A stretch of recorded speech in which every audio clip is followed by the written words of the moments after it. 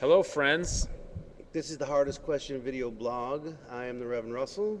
In his Mr. Rogers Yeah, thank sweater. you. He put on his slippers before we started this, too. I'm Tony Jones.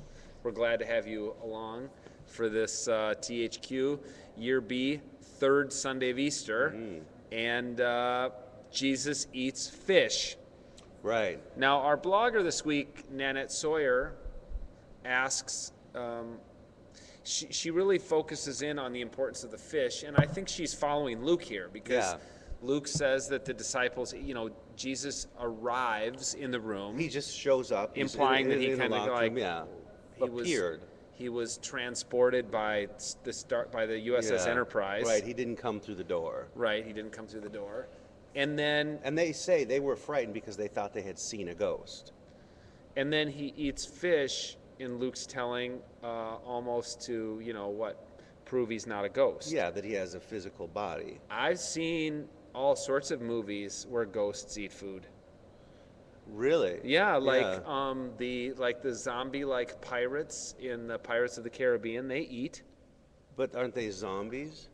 Yeah, they're not That's different than a ghost? That's different than a ghost, yeah. Really? I mean, while I think most popular movies can correct our biblical exegesis, I think you just need to find the right movie to do it, and then you've made a mistake there. I mean, there's something, though, about zombie Jesus, right? Yeah. Like, that might be a good sermon title. He's reanimated. For Easter 3 is... Hey, and it'll help you reach the young people. Yeah, the kids love the zombies. Yeah. So, is Jesus a zombie? Or is Jesus a ghost? Or is Jesus got a physical body? Or is this resurrection body that still has his scars because Thomas saw them? Right, yeah. Is this resurrection body something unique? And I know that, theologians, biblical scholars often tie it back to that must be Moses and Elijah when they showed up on the Mount of Transfiguration. Yeah. They must have had their resurrection bodies. Glorified bodies. Which is different than a ghost or a zombie. Right. It's a glorified body. But it's some kind of post-mortem embodiment. Yeah, and so for Nanette asks in the hardest question, is a physical body necessary for eternal life or for life at all? But maybe there's something else, another question here. Which is? There's something about the fish. Like, what is the purpose of the fish? Is it purely just to prove that Jesus has a physical body, or was it a precursor to the Jesus fish bumper sticker?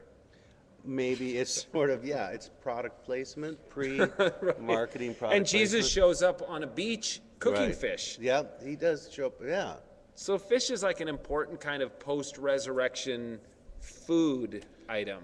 Yeah, and... or is it? Or you just have these two occurrences of eating fish. Or is it just because that's what people ate? They happen to live by... They weren't cows. No, they really... Right? Yeah. They didn't eat horses. They ate fish and they ate grains. So when they were eating, that's what they had to eat. So maybe we're reading too much into the fish. Maybe it's just the fact that they were eating together. Maybe that's it. That this is a community. I mean... And maybe Jesus' appearance blesses that ritual of them gathering together and eating after his resurrection. Maybe it's Eucharistic. Maybe we should serve fish every Sunday at church. Maybe Jesus was instituting a sacrament. We should do that. And then... think about it, or preach about zombie Jesus. The kids will love it. Fish, zombie Jesus. Thanks. THQ.